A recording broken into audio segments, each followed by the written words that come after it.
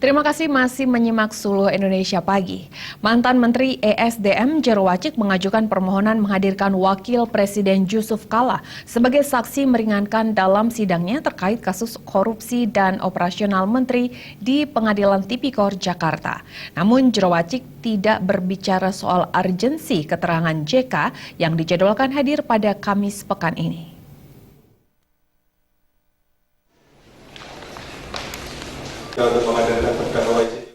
Pengadilan Tindak Pidana Korupsi kembali menggelar sidang tindak pidana korupsi dana operasional menteri dengan terdakwa mantan Menteri SDM Jero Wacik.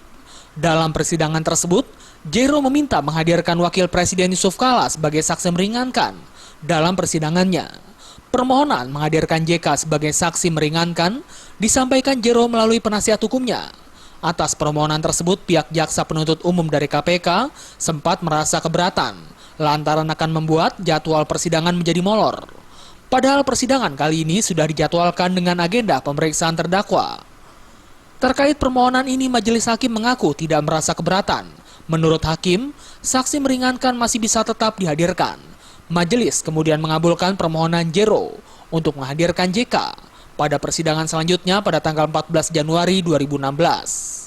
Usai menghadiri sidang, Jero Wacik menolak bicara saat berulang kali ditanya wartawan mengenai urgensi keterangan JK pada persidangannya.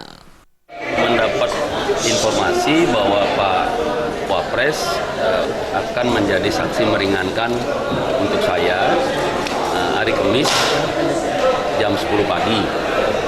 Ya, saya berterima kasih beliau sudah mau berkenan menjadi saksi meringankan saya. Alasannya kenapa Pak bisa minta? Ya, nanti kita tunggu hari Kamis lah.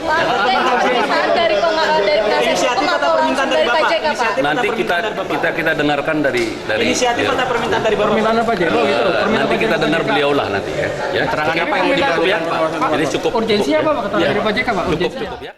Diketahui Jero Wacik didakwa dalam dakwaan berlapis. Pada dakwaan pertama, Jero selaku Menteri Kebudayaan dan Pariwisata didakwa menyalahgunakan dana operasional menteri. Dana tersebut digunakan untuk memperkaya diri sendiri serta keluarganya. Pada dakwaan kedua, Jero selaku Menteri SDM didakwa melakukan pemerasan dengan cara memaksa anak buahnya mengumpulkan uang. Pengumpulan dana dilakukan karena Jero menilai DOM di Kementerian SDM kecil. Sementara pada dakwaan ketiga, Jero didakwa menerima gratifikasi terkait jabatannya sebagai Menteri SDM. Gratifikasi diterima dalam bentuk pembayaran biaya pesta ulang tahun Jero pada 24 April 2012 di Hotel Dharma Wangsa, Kebayoran Baru, Jakarta Selatan. Dari Jakarta, Widi Prabowo dan Adi Darmawan.